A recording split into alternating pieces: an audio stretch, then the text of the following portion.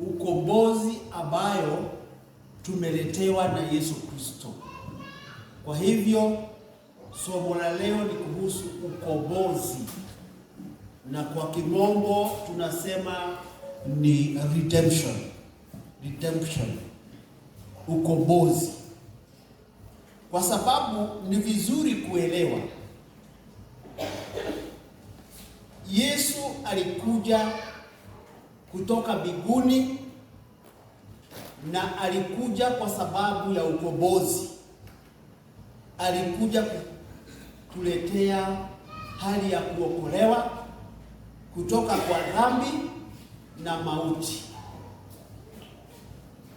na alikuja kutukomboa kutokana na mienendo ya dunia na utamaduni wa dunia, kwa sababu tuko hapa duniani na hii dunia iko na mambo mengi. Mengine ni mambo mabaya na mengine ni mambo mazuri. Na katika ile hali ya dunia, kanisa liko hapa duniani, haliko mbinguni. Na kwa hivyo, kwa sababu tuko hapa duniani, ni vizuri kujijua vizuri kama kanisa la Bwana,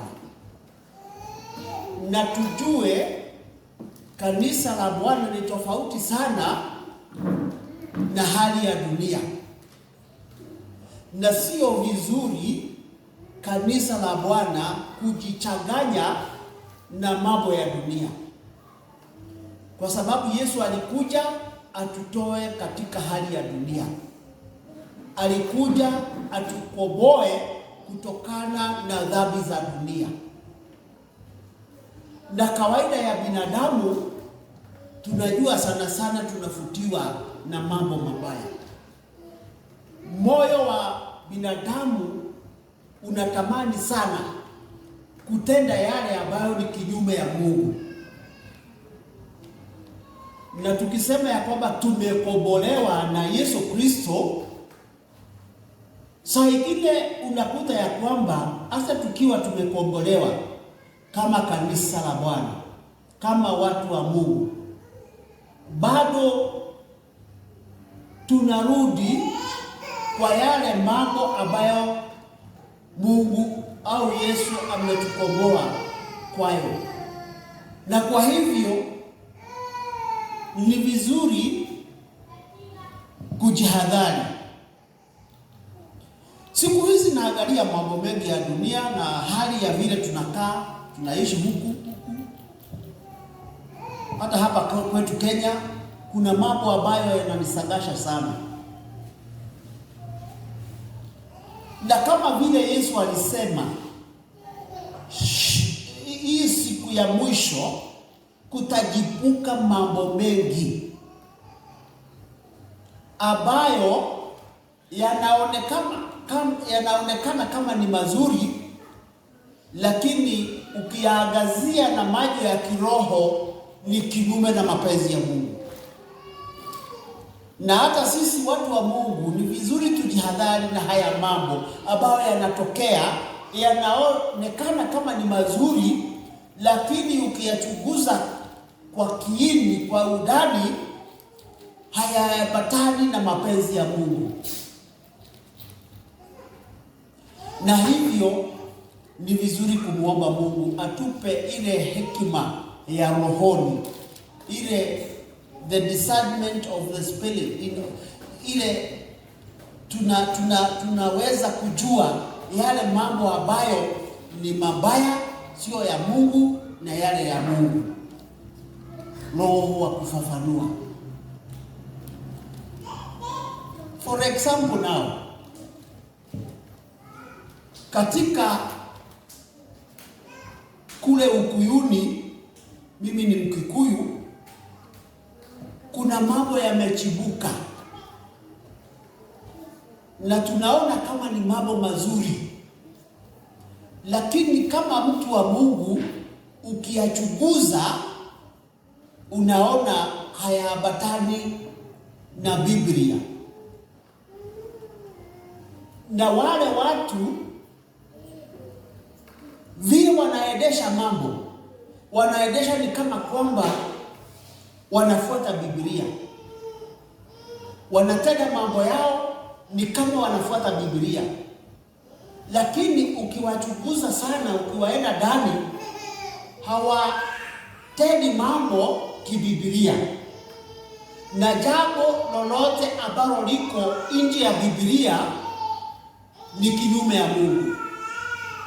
Kuna utamaduni, na utamaduni kama vile Yesu alikuja katika kule Palestine, kulikuwa na utamaduni wa Wayahudi, na kulikuwa na ile mikakati na mienendo ya Wayahudi. Na unajua Wayahudi ndio waliteuliwa na Mungu ili walete wokovu hapa duniani, walikuwa wameteuliwa. Lakini wakati wa Yesu kukuja hapa duniani, Wayahudi walikuwa wamekosea hiyo njia na hawakuwa wanafanya kadri na mapenzi ya Mungu, lakini walikuwa na mienendo yao. Uyahudi ulikuwa umewashika, utamaduni wa Wayahudi ulikuwa umewashika kiasi ya kwamba walikuwa wametoka nje ya mapenzi ya Mungu na walikuwa wanaona kama wanafanya mapenzi ya Mungu. Hivyo ndivyo ilivyo hata sasa wakati tunaishi. Kuna mambo yamechibuka katika nchi yetu, katika tribe zetu. Hata ukija hapa Ukambani, kuna mambo ambayo yamechibuka, watu wanafanya na wanaona kama ni mambo mazuri, na hata saa nyingine wanatumia Biblia, wanasoma maandiko, lakini wanasoma maandiko yale yatafiti yale mambo yanafanya hata kama sio mazuri. Na kwa hivyo ni vizuri tuelewe hivi, binadamu saa nyingine tunataka kutenda kadri na mapenzi yetu. Tunaweka mapenzi ya Mungu kando, tunaweka mapenzi yetu mbele. Lakini Mungu anataka tujue mapenzi yake na tumjue yeye mwenyewe. Tumjue na tujue mapenzi yake na tutende mapenzi yake. Kwa hivyo nimesema hivi kwa sababu kuna watu wanasema nimeokoka, lakini bado anakatalia kwa utamaduni. Yale mambo ya utamaduni anaendelea kuyafanya hata kama ni dhambi. Kuna watu wameokoka na hata wanatenda na wanafanya ile vitendo ya utamaduni ambayo hata Bible imekataa. Na Yesu alikuja akatuletea ukombozi kutokana na yale mambo ambayo ni kinyume na Mungu. Na kwa hivyo unaweza jikuta unasema umeokoka lakini hujakombolewa. Kuna utofauti wa kuokoka na kukombolewa. Na ndipo Yesu alisema sio wote waniitao Bwana Bwana wataingia mbinguni, lakini ni wale tu wanafanya kulingana na neno langu. Kwa hivyo lazima tutofautishe mambo mawili hapa. Kuna hali ya kuokoka na kuna hali ya kukombolewa. Unaweza kukaa katika hali ya kuokoka, uwe una ushuhuda wa mdomo, lakini hujakombolewa. Bado ugali uko katika hali ya kuokoka, lakini unatenda dhambi. Kwa sababu mtu ambaye ameokoka na amekombolewa, ukombozi ule halisi wa Yesu, hawezi akatenda dhambi. Na kwa hivyo nimeeleza hivyo ili tuelewe vizuri. Ukisema umeokoka, ni vizuri ujihisi ya kwamba pamoja na kuokoka umekombolewa. kuna mambo huwezi ukafanya kwa sababu ya Mungu. Kuna mambo huwezi ukafanya kwa sababu umeokolewa na Kristo Yesu. Haleluya. Tukisoma katika Wagalatia 5:1 inasema hivi: hivyo mfuateni Mungu kama watoto wanaopendwa. Hapana, Galatians 5:1. Katika uungwana huo Kristo alituandika huru. Kwa hiyo simameni, wala msiwashwe tena chini ya kongwa la utumwa. Yesu ametuweka huru.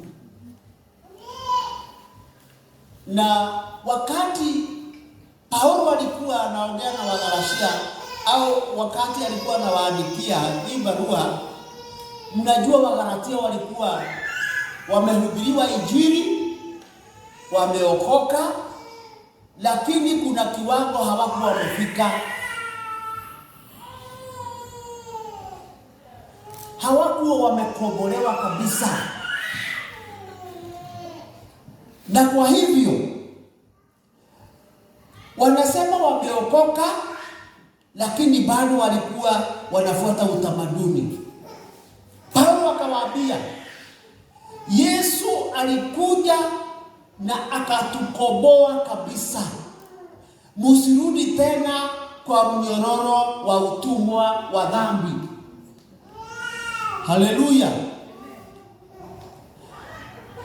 Na hii hali inaweza kuwa hata sisi inatushika.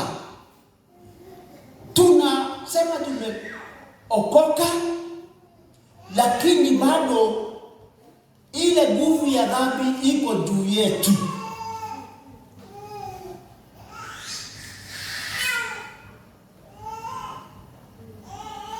Ni kusema ya kwamba hatujafika kiwango ya kukombolewa. Na ningetaka sisi zote tujipime. Je, tumeokoka? Yes. Lakini tumekombolewa. Kukombolewa ni kusema ya kwamba umeamua ya kwamba hata liwe liwalo, huwezi ukaachana na Mungu. Huwezi ukaachana na Kristo Yesu. Hata ukipata shida aina gani katika wokovu, kwa sababu umemwamini Kristo Yesu, umekombolewa na yeye, hakuna kitu kinaweza kukutoa kwake. Haleluya. Atukuzwe Mungu Baba. Unajua kama hujakombolewa,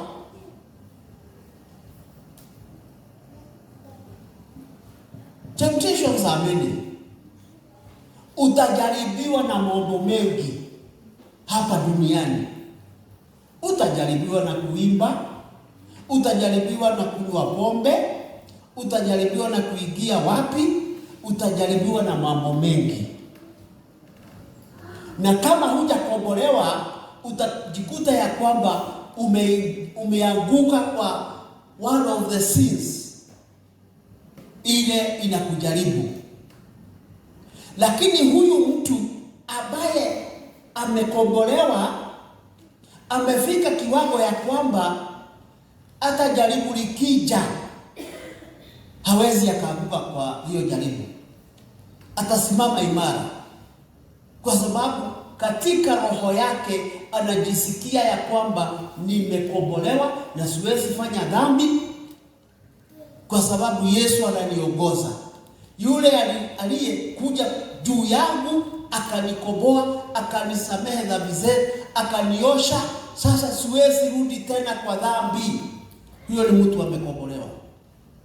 Kwa hivyo ningetaka kusema kwa ufupi, tusikae tu hali ya kuokoka.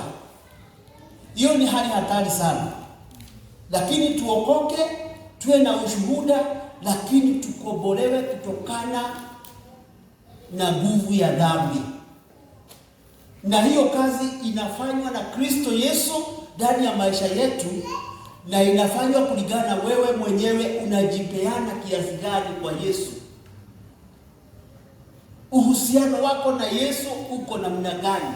Usije ukawa ni ule uhusiano wa kulegea hivi. Unajua kuna pahali Yesu amesema kama wewe sio moto, kama sio baridi, you are lukewarm, nitakutupa nje. Lazima ukate kauli vizuri. Mimi nimeokoka na nimekombolewa. Siwezi rudi tena wa dhambi. Haleluya. Hata ikiwa dhambi hii inakuja iko na utamu gani? Unajua wakati mmoja tulienda Udhoni pahali, nimeshasema hivyo tena, na kukawa na pombe. Na unajua pombe saa ingine inaonekana ni kitu ya maana sana, ni kitu inafutia sana. Iko na utamu wake wa kufutia. Na pale tulikuwa na wandugu na wakajisahau wao wameokoka.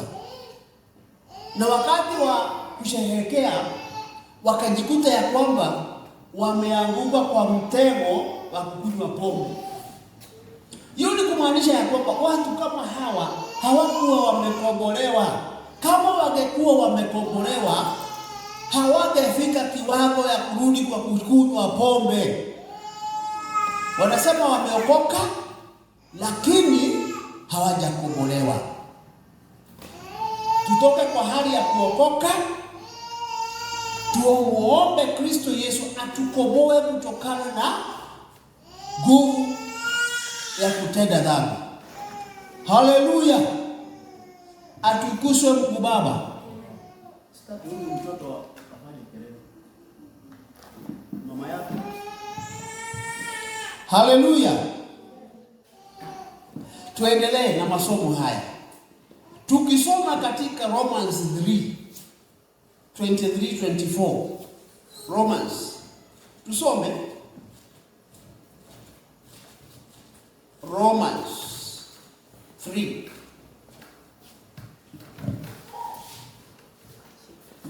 23-24.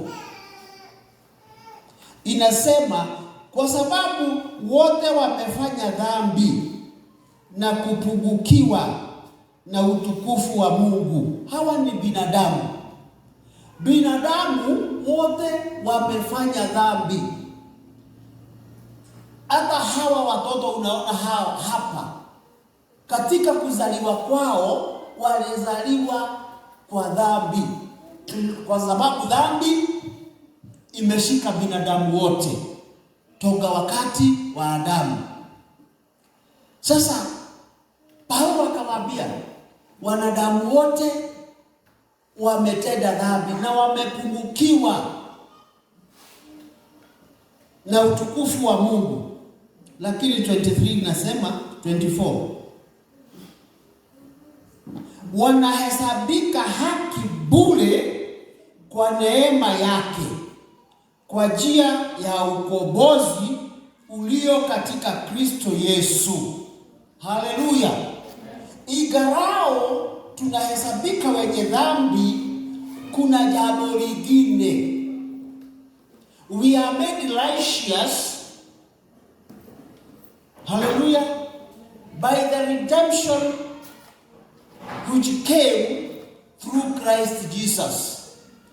Tunafanyika wenye haki, righteous, kwa sababu ya ukombozi ule uliletwa na Kristo Yesu. Tumekombolewa kutoka kwa hii hali ya dhambi. Tumetolewa kwa dhambi, tumeokoka. Ingawa tulikuwa tunahesabiwa wenye dhambi, sasa tunahesabika wenye haki, righteous, kwa sababu ya kuokolewa na Yesu. Anatuleta pande nyingine. Anatutoa pande hii ya dhambi, anatukomboa na tuleta pande hii nyingine ya righteousness, ya haki. Kwa hivyo ni vizuri kukubali wewe mwenyewe hii nguvu ya kuokolewa, kwa sababu iko ndani ya Kristo Yesu. Amekuja nayo. Haja yako na kazi yako ni kuipokea. Haleluya. Na wakati unapokea righteousness ya Kristo Yesu, unajua righteousness, binadamu hana haki yake kama binadamu, na ndipo tunahesabiwa kama wenye dhambi. Wewe binafsi huna haki yako, you are not righteous. Lakini tunapewa righteousness, haki, na Kristo Yesu. Ile alikuja nayo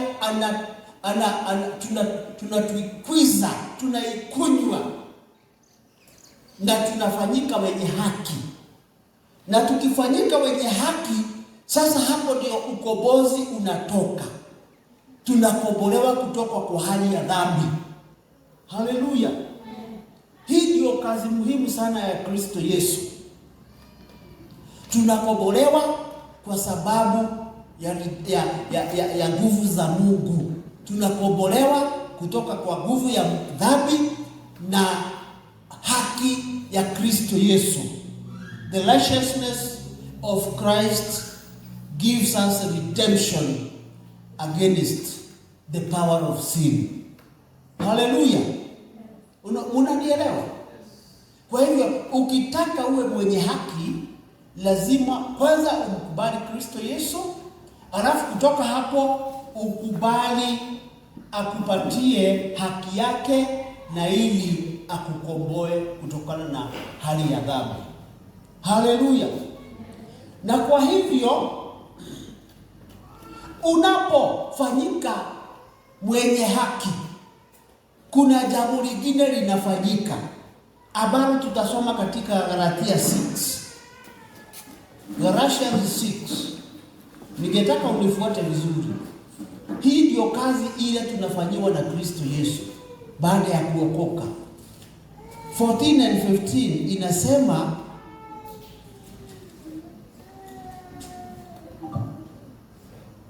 lakini mimi hasa nisione fahari juu ya kitu chochote ila msalaba wa Bwana wetu Yesu Kristo, ambao kwa huo ulimwengu umesulubiwa kwangu na mimi kwa ulimwengu. Kwa sababu kutahiriwa sio kitu, wala kutotahiriwa, bali kiumbe kipya. Haleluya. Atukuzwe Mungu Baba. Amen. Hawa watu wa Galatia walikuwa wameokoka, lakini kuna watu wengine walikuwa wanahubiria injili nyingine. Walikuwa wanaambia ya kwamba ili wawe haki, righteous, lazima watahiriwe. Hiyo ilikuwa mafundisho ya Judaism, ya Uyahudi. Lakini Paulo anawaambia sasa, hapana. Hali ya kutahiriwa, hali ya kufuata sheria, hiyo haiko. Bora tu niwe kiumbe kipya katika Kristo Yesu. Kwa hivyo wakati tunaokoka na tunakubali haki ya Kristo Yesu iwe ndani yetu, tunakombolewa, tunafanyika viumbe vipya. Haleluya. Tunafanyika nini? Viumbe vipya. So katika Kristo Yesu sasa, kama umempokea Kristo Yesu, umepewa haki yake na umekombolewa, hiyo ndio process ya kufanyika kiumbe kipya. Ule utu wa zamani sasa umekwisha. Ule utu wa dhambi umekwisha. Ndani yako hakuna sasa ule mambo ya kale. Umefanyika kiumbe kipya. Kwa sababu sasa you are righteous, wewe ni mwenye haki, you are redeemed, umekombolewa, umefanyika sasa kiumbe kipya. Na hiyo ni kusema sasa uko ndani ya Kristo. Sasa unaona ni mwenendo, lazima ujipeane kwa Yesu kabisa ili ufike hii kiwango. Usipojipeana hautafika kwa hii kiwango. Lazima uamue ya kwamba nimeokoka, lazima nipewe haki na Kristo Yesu, alafu niwe redeemed, niwe nimekombolewa, na ili nifanyike kiumbe kipya. Haleluya! Na hivyo ndivyo Paulo aliwaambia, hautafanyika kiumbe kipya kwa sababu ya kufuata sheria ya Musa. Hautafanyika kiumbe kipya kwa sababu ya kufuata sheria ya Agano la Kale. Yesu alikuwa anawaambia ya kwamba Paulo alikuwa anawaambia ya kwamba hautafanyika mwenye haki kwa sababu ya kufuata sheria. Sheria haina nguvu ya kukufanya mwenye haki. Haleluya! Atukuzwe Mungu Baba. Sheria haina nguvu ya kukufanya kiumbe kipya. Haleluya! Ni kama vile sisi tunajiita Wakamba, tunajiita Wakikuyu. Kuna sheria ya Wakamba, kuna sheria ya Wakikuyu. Katika utamaduni wetu kuna sheria zile tunafuata.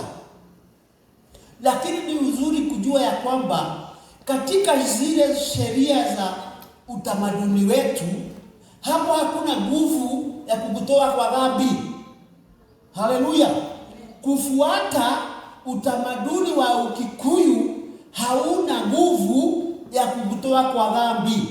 Hauna nguvu ya kukufanya mwenye haki, na haina nguvu ya kukufanya kiumbe kipya.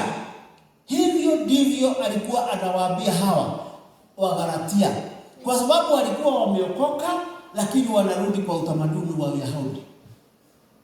Sasa anawaambia, kama mnataka kuwa viumbe vipya, lazima muachane na utamaduni wa Uyahudi, mfuate Kristo Yesu aliye na nguvu na uweza wa kuwafanya viumbe vipya. Haleluya! Na hata sisi haya maandiko ya Mungu yanatuongelesha. Na hapa ndipo nilikuwa nasema kuna mambo ambayo yanatendeka katika utamaduni wetu. Katika utamaduni wa Kikuyu inafanyika, tunaona kama ni nzuri. Katika utamaduni wa Ukambani tunaona kama ni mzuri. Lakini kama umemtambua Kristo Yesu, ni vizuri ujue ya kwamba yale mambo ambayo yanatendeka katika utamaduni wenu hayana nguvu ya kukufanya kiumbe kipya. Haleluya! Hayana nguvu ya kukupatia haki ya Mungu, the righteousness of God. Haleluya! Ndipo akawaambia kurudi kwa Uyahudi haina nguvu ya kukufanya kiumbe kipya. Wachaneni na kurudi kwa utumwa wa Yahudi, utumwani wa sheria. Na hata sisi kama tumeokoka, tumemkubali Kristo Yesu, lazima tuachane na utamaduni wa kabila letu, tuachane na utamaduni wa hilo kabila ingine, tumfuate Kristo Yesu katika imani, na ili atufanye viumbe vipya. Haleluya! Yeah. Na kwa hivyo ni vizuri kujijua vizuri, umefanyika kiumbe kipya katika imani. Na hapo ndipo 2 Corinthians 5:17 inasema hivi. 2 Corinthians 5:17 baada ya kuokoka inasema hivi: hata imekuwa mtu akiwa ndani ya Kristo Yesu. Hebu sikiliza hapa. Mtu akiwa ndani ya Kristo. This is the statement. Elewa vizuri. Elewa maandiko vizuri. Inasema ya kwamba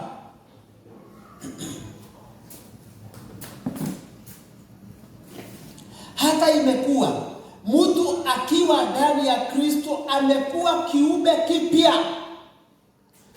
ya kale yamepita, tazama yamekuwa mapya. Kufanyika kiumbe kipya lazima uwe ndani ya Kristo Yesu. Na hiyo ni kumaanisha lazima uwe umemkubali Kristo kama Mwokozi, umepokea haki yake, umekombolewa, sasa unafanyika kiumbe kipya. Are we together? Tunafuata. Unajua maandiko saa ingine hayafafanui vile mwandishi anataka kusema. Na hivyo ndivyo, hiyo ndio kazi ya mchungaji, ya kufafanua maandiko. Anasema ya kwamba ukitaka kuwa kiumbe kipya lazima uwe ndani ya Kristo Yesu. Ukiwa ndani ya Kristo Yesu umepata wokovu. Ukiwa ndani ya Kristo Yesu umepata haki yake, his righteousness. Ukipata righteousness yake, basi unafika kiwango ya kukombolewa. Ukifika kiwango ya kukombolewa ni kusema umeamua ya kwamba liwe liwalo, huwezi ukarudi kwa dhambi. Are we together? Sasa hiyo kiwango ingine ni kufanyika kiumbe kipya. Haleluya. Na ukifika hii kiwango, sasa ni kusema ya kwamba Mungu na uhusiano wa karibu sana na Mungu na Kristo na Roho Mtakatifu. Na hapa kiwango hii ndio mtu sasa anatumika na Mungu vizuri, kwa sababu umeamua. Kwa hivyo ukiwa kiumbe kipya katika maisha yako sasa, huna dhambi. Your sins are cleansed. Hauna dhambi. Ukiwa kiumbe kipya, ile roho ya zamani imeondolewa. You are given a new heart. Hallelujah. Ukiwa kiumbe kipya, you are given the Holy Spirit. Roho Mtakatifu sasa anakutawala.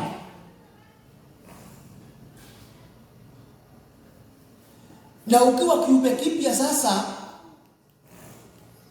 you can be able to do the will of God. Una uwezo wa kutenda kadri na mapenzi ya Bwana. Haleluya. Nimesema mambo manne hapo. Ukiwa kiumbe kipya, umekuja hivyo nimesema.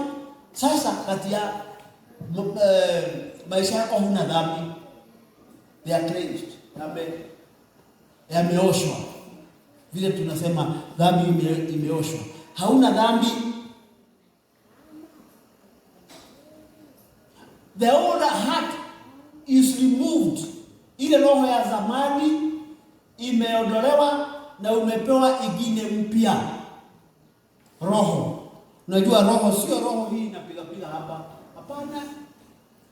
Katika Biblia ukisikia roho, rohoni ni kule kuna toka uamuzi vile unaamua mambo.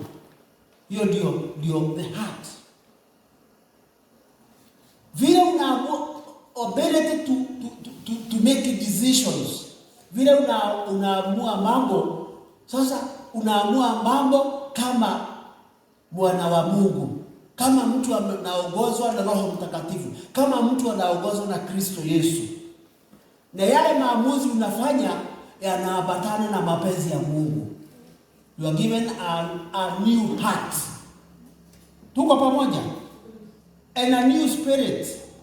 Ile spirit ilikuwa nayo ya wasiwasi, ya kurudi nyuma, hiyo imeondolewa. Ile spirit ilikuwa nayo ya kutenda dhambi imeondolewa. You are given a new spirit. Hii new spirit, it is the Holy Spirit of God. It is God himself. Sasa amekuwa Emmanuel kwako. Are we together? Mnanifuata? Hallelujah. Alafu kutoka hapo ukifanyika hivyo, Sasa unaweza kutenda kadiri na mapenzi ya Mungu, na mnapelekana na Mungu, mko na uhusiano wa karibu, mnapelekana katika jambo lolote lile unafanya, anakulinda, anakuongoza katika jina la Yesu. Tukisoma Ezekiel 36:27, hii mambo yalikuwa yametabiriwa zamani sana. Ezekiel alikuwako miaka kama 500 years before Christ came. Na alisema hivi, alitabiri hivi, Ezekiel 36:27. Tusome hapo. Ni vizuri kujua haya mambo. Alitabiri hivi. Hivyo nimehubiri. Alitabiri ya kwamba nami nitawapa ninyi moyo mpya, nami nitatia roho mpya ndani yenu, nami nitatoa moyo wa jiwe uliomo ndani ya miili yenu, nami nitawapa moyo wa nyama. Haleluya! Alitabiri miaka 500 kabla ya kukuja kwake Kristo Yesu. Alikuwa kwa Ezekiel, akatabiri, nitawabadilishia roho, nitawapa roho ingine. Haleluya!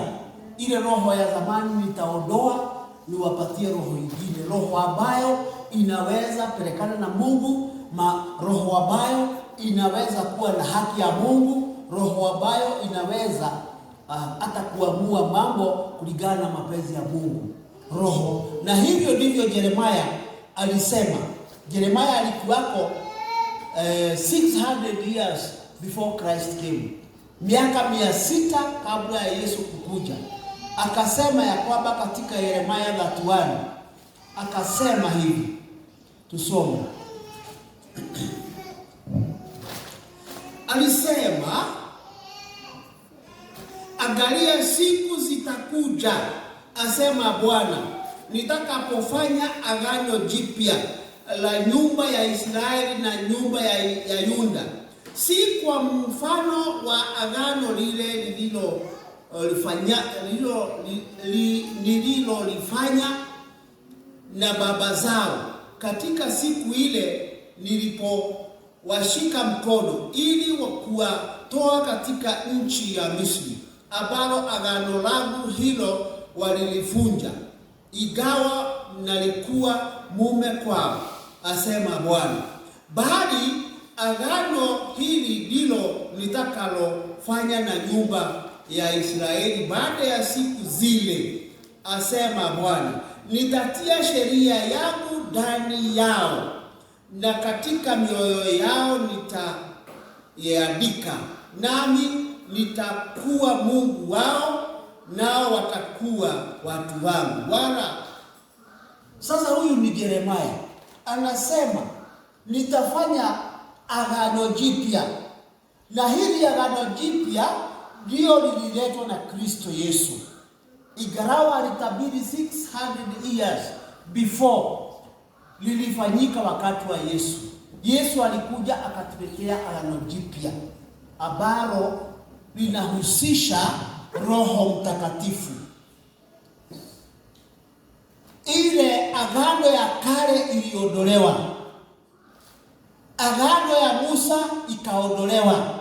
Sheria ya Musa ikaondolewa.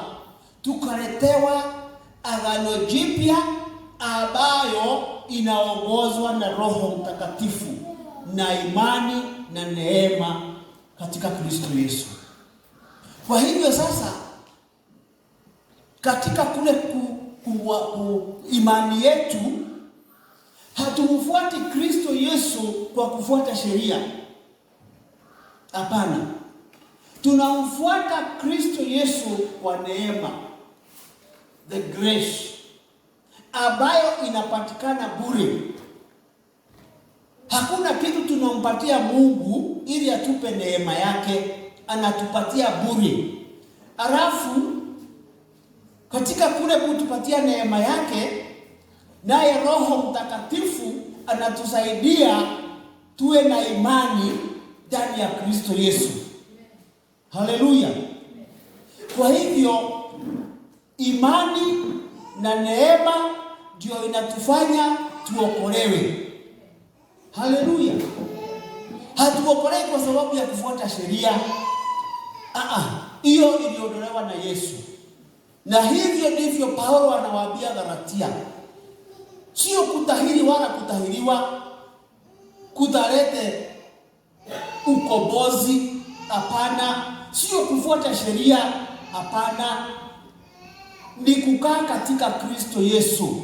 Ukae ndani ya Kristo Yesu ambaye ameleta the grace, neema, alafu kupitia grace tunapata imani, alafu tunaongozwa na Roho Mtakatifu na ili tukamilike katika Kristo Yesu. Haleluya. Tukamilike katika wokovu wetu. Tukamilike katika imani yetu. Lazima tufuate hii sheria ya Kristo Yesu ya agano jipya ya imani na neema. Tusipofanya hivyo, hatutafika kiwango ya kuokolewa. Bado tutakuwa tunarudi kwa sheria. Tusipofanya hivyo,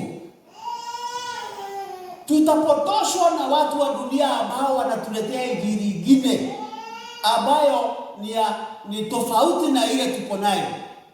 Haleluya. Ni tofauti na ile injili ya Kristo Yesu.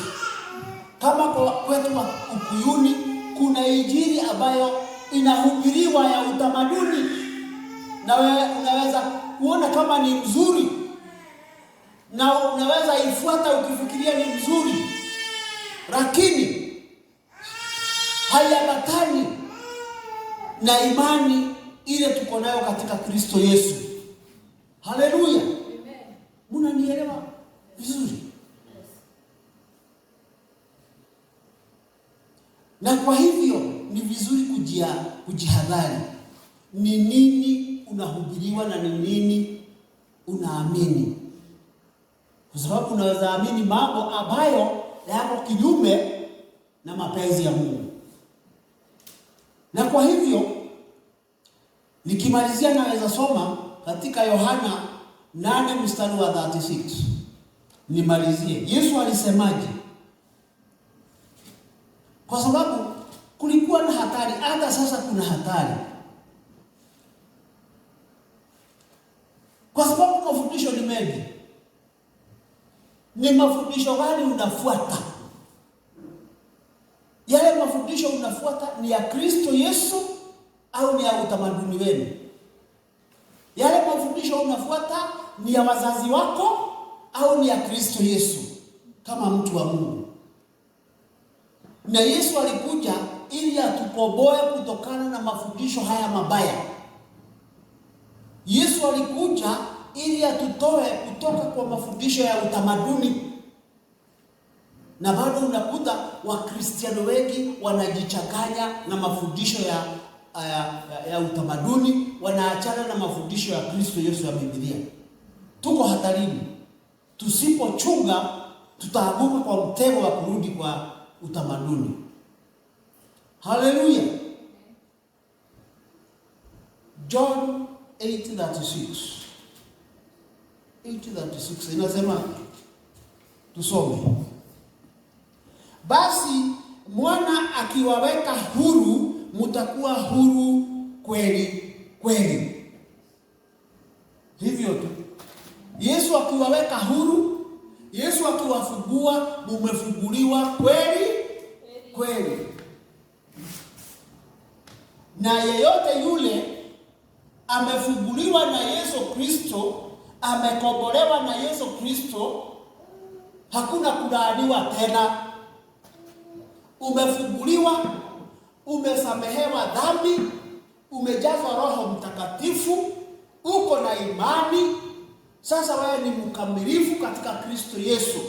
Umefanyika kiumbe kipya. Haleluya. Na ukisoma katika Romans 8:1 inasemaje?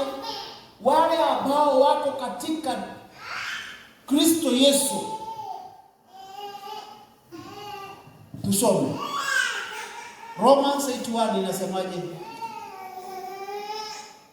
Sasa basi hakuna hukumu ya adhabu juu ya wao walio katika Kristo Yesu.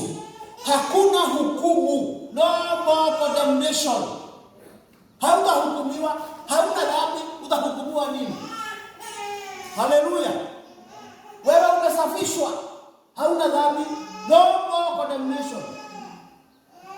Umeokolewa kwa sababu ya kufuata Kristo Yesu.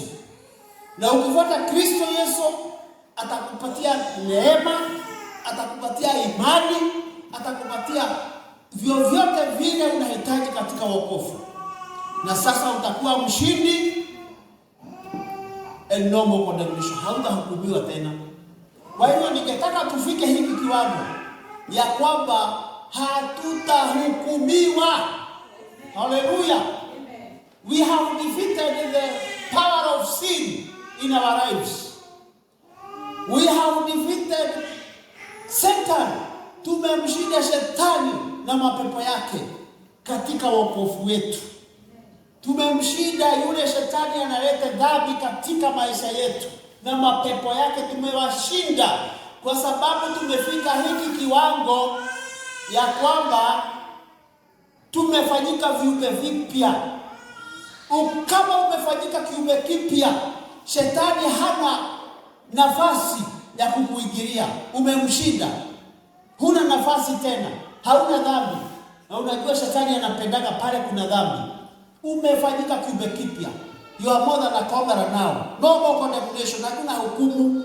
Na ningetaka watu wa Mungu tufike hiki kiwango ya kwamba there is no more condemnation, because we have defeated Satan, we have defeated demons, and we have overcome the power of sin in our lives. Katika jina la Yesu Kristo. Na sasa tunasimama imara kama viumbe vipya katika Kristo Yesu. Hallelujah. And that is why Paulo alisema we are more than conquerors. Tuko zaidi ya washindi, kwa sababu tumemkubali Kristo Yesu atawale maisha yetu. Hallelujah. Ningetaka tuombe. Kwa sababu saa nyingine tunasema tumeokoka, lakini bado tunajikuta kwa dhambi. Saa nyingine tunasema tumeokoka, lakini jaribu la wizi likija tunaaguka. Hatujakombolewa. Nataka tutoke huko, tuje upande huu mwingine wa redemption, wa kushinda dhambi, na tuitwe viumbe vipya katika Kristo Yesu. Haleluya. Kwa hivyo ni kusema wakati Yesu anakuja ndani yako, anakufanyia kazi. Kuna kazi anafanya ndani yako. Kuna vitu anatoa na anaweka. Kuna vitu anatoa na anaweka. Anatoa nguvu ya dhambi, anaweka righteousness yake. Haleluya. Na hii process lazima na wewe ujipeane kwake. Na yeye ndiye anafika kiwango ya kufanya kiumbe kipya. Haleluya. Wewe wakati wote utakuta ya kwamba umeanguka kwa dhambi, ni kusema kuna pahali umeshindwa kufanyika kiumbe kipya, bado majaribu ya dhambi yanakushinda. Na ningetaka tuombe na yeye Mungu atupatie nguvu, ya kushinda dhambi, na atupatie nguvu ya kuwa viumbe vipya katika Kristo Yesu. Tusimame tu. Tusimame tuombe tumalize.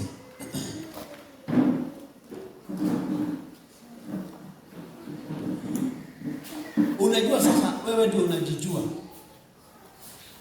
unajijua, na saa nyingine ni vizuri hata wewe mwenyewe kujipeleka mbele ya Mungu, kwa sababu umesikia neno, umesikia mapenzi ya Mungu, umesikia neno la Mungu. Sasa na neno la Mungu unajua linakuja kupima roho yako. Sasa umepimwa na hii neno la Mungu. Ni vizuri hata wewe kujipeleka mbele za Mungu, umwambie sijafika hiki kiwango ya